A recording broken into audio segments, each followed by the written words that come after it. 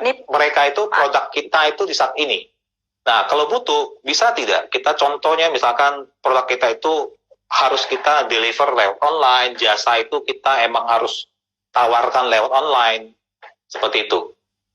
Ya, mungkin kita harus ketemu klien meeting, ya mungkin meetingnya jadi online. Seperti itu. Ya, pergunakan tools yang ada di pasaran sekarang. Diferensiasi produk itu penting sekali untuk saat ini.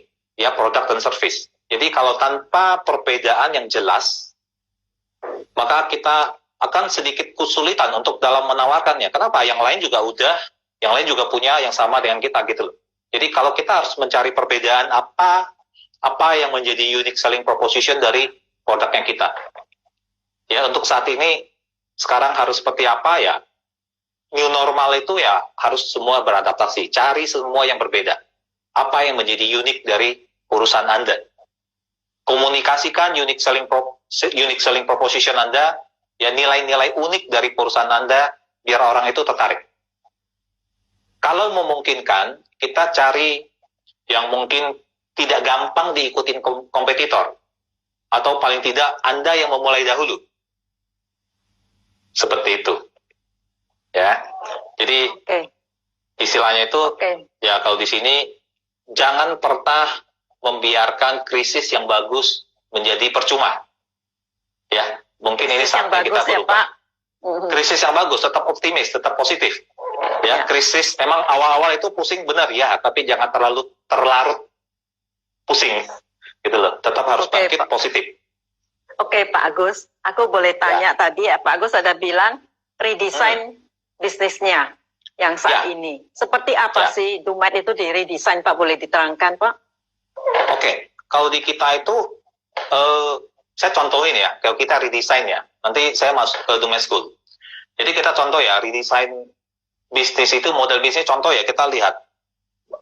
Food court di mall itu, mereka melakukan apa sih sekarang? Mall, kita tahu semua mall itu tutup. Nah, yang mereka lakukan adalah, mereka berusaha lewat online sekarang. Ya, menggunakan GoFood, GrabFood, yang tadinya kita tahu kalau di weekend, ramai sekali, sekarang kosong, tutup. Jadi harus menggunakan jasa-jasa seperti kayak GoFood atau GrabFood. Ya, bahkan Samsung pun, mereka itu semua menjajakan itu lewat WA.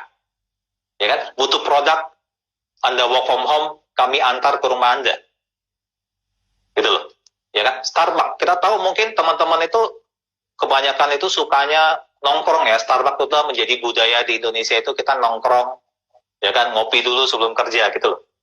Mungkin banyak teman saya bilang saya udah nggak bisa nongkrong lagi di Starbucks. Tapi tahu nggak teman-teman bahwa Starbucks itu ada sebagian diubah menjadi drive-thru. Ya, jadi dia pasang tenda, jadi kita lewat di depan, tinggal kita order, scan, nanti tunggu, udah jalan lagi gitu loh. Drive-thru layaknya McD lah, seperti itu. Ya, nah kita lihat juga perusahaan-perusahaan sekelas Tesla, otomotif, ya kan, mereka berubah produksi mereka menjadi mesin ventilator dan sebagainya. Louis Vuitton, Prada, Gucci, bahkan Xiaomi pun mereka ikut produksi masker, ya kan. Nah, go digital yang tadi misalkan Bu Evelyn tanya, kita bisa jualan produk lewat online. Ya, bisnis yang memungkinkan untuk online itu wajib diterapkan. Kita tanya ke diri sendiri, produk kita itu bisa di-online-kan nggak? Jasa kita itu bisa di-online-kan? Kalau bisa, itu wajib di-online-kan. Kita bisa ajak klien tatap muka online, bikin webinar, edukasi lewat produk, lewat online, dan sebagainya. Oke? Nah, asal mau berubah, kita harus modifikasi supaya kita bisa beradaptasi di kondisi pandemik seperti ini. Oke? Nah, contoh di Dumet School, setelah kita merubah model yang kita jalankan, yang terjadi di bulan April adalah kita berhasil recover dari total target sales per bulan kita hampir sekitar 40%. Yang tadinya mungkin udah flat. Gitu loh. Ya, dengan hanya mengubah model bisnis yang kita jalankan. Tentunya tidak 100%, tapi paling tidak kita dengan cost down yang sudah kita cut, ya, dengan pengeluaran yang sudah kita cut, paling tidak kita bisa beradaptasi. Tentu kita planning tetap harus ada, ya, yang kita jalankan selalu konsultasi dengan tim, bikin ide dan sebagainya. Ya, kita tahu bulan Maret itu paling parah. Kenapa? Karena cost masih full, cash flow udah macet-macet. Ya, istilah umumnya itu kita rugi. Ya, jadi kalau kita bilang kita juga bisa, mungkin teman-teman lain juga harus bisa. Oke, Bu Evelyn, mungkin itu tips sederhana sih yang bisa kita sharing buat teman-teman di IG Live ini. Gitu. Oke, baik Pak. Saya tadi masih penasaran Pak. Model bisnisnya Dumet Pak. Seperti jadi dirubah seperti apa, masih bisa bertahan itu Pak. Yang tadinya harus datang ke situ les, sekarang bagaimana? Benar. Nah, untuk di saat ini kita di Dumet School itu, saya jelaskan sedikit ya, Bu Evelyn ya. Jadi yang kita ubah di sini itu kita sekarang belajarnya lewat online. Jadi teman-teman yang luar biasanya itu dari jauh-jauh, dari Makassar, itu pun masih daftar. Dan bayar, kita tahu di kursus di Dumet School itu biayanya lumayan. Ya. Nah, itu teman-teman itu sekarang belajar secara private, one on one. Nah, poin utama itu adalah satu, kita belajar one on one. Jadi langsung dengan instruktur atau mentornya langsung. Kenapa saya bilang mentor? Ya di sini kita juga bantuin pemilik bisnis dengan problem-problem mereka, gitu loh. Kebetulan ya kita di dunia digital marketing, kita juga mengalami yang namanya ya ratusan kasus lah, yang sudah kita alami, yang kita sharing, kita cariin solusi buat teman-teman pemilik bisnis dan sebagainya. Oke, jadi poin pertama itu belajar one on one langsung secara online. Terus poin yang kedua itu yang kita tawarkan itu adalah belajar sampai bisa, di mana kita langsung dibimbing oleh instruktur atau mentornya langsung. Ya, yang ketiga kita konsultasi selamanya. Ya, jadi kita tidak bisa, apalagi zaman seperti ini, kita butuh tetap diskusi, tetap konsultasi. Ya kan, karena untuk sesuatu hal yang baru, untuk beradaptasi, kita tetap butuh, ya paling tidak ada ide-ide dari kitanya yang mungkin bisa membantu teman-teman, seperti itu. Pak, saya tertarik tadi kata mentor ya Pak Agus.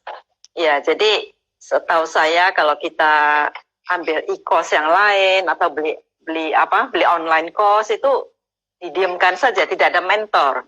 Kalau ini tetap di mentorin sampai seumur hidup. Yes.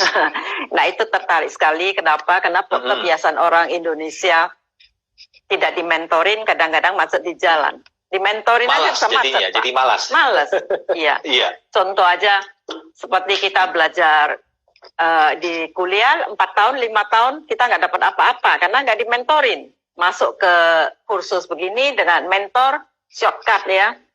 Mungkin dalam 3 bulan berapa udah jadi expert. Benar sekali. Ya, jadi mungkin, itu mentorship itu suatu keunggulan ya, yang tadi di school. Benar.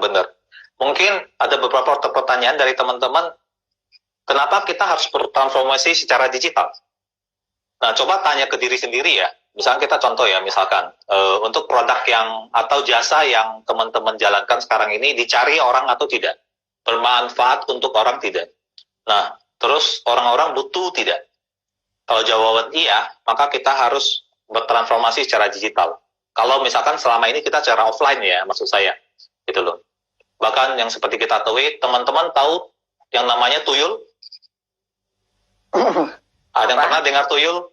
Ya mungkin tidak pernah melihat, tapi bayangkan ya kalau teman-teman penasaran, coba ketik di Google, sewa tuyul, beli tuyul. Tuyul aja orang jualannya online loh.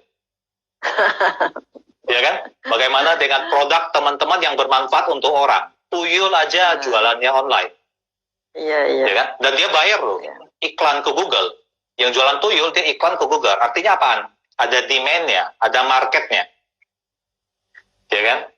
Jadi kalau tidak, kenapa dia harus beriklan? Ya? Intinya bagaimana kita berusaha, ya, make money lah.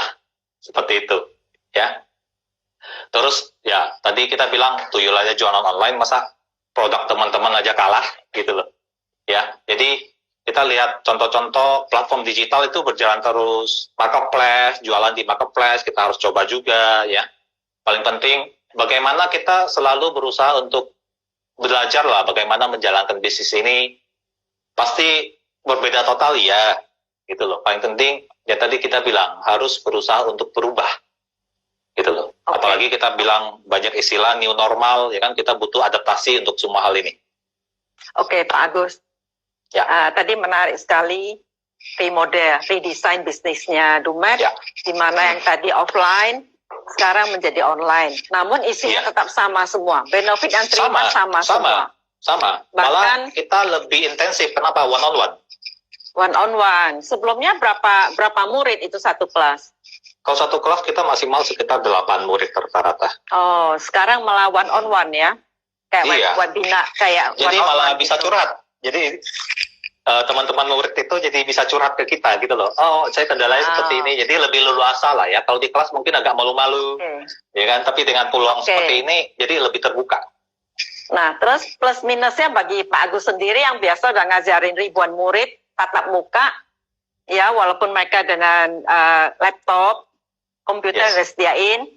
Bedanya apa Pak? Kendalanya apa Pak? Sekarang Pak Agus menghadapi komputer untuk ini. Benar, tapi ya tidak beda sih. Maksudnya kita tetap ya namanya servis ya, kita berusaha selalu untuk mengcater kebutuhan teman-teman itu seperti apa, problem solving itu seperti apa, ya kan? Kasih semangat lah, itu penting sekali di sini. Gitu loh. Bagi kita bedanya ya tadinya saya dirinya ngomong di depan kelas, sekarang ngomongnya lewat handphone. Ya kan? Atau kita ngomongnya lewat laptop gitu loh. Ya. Oke, jadi handphone berjalan ya Pak?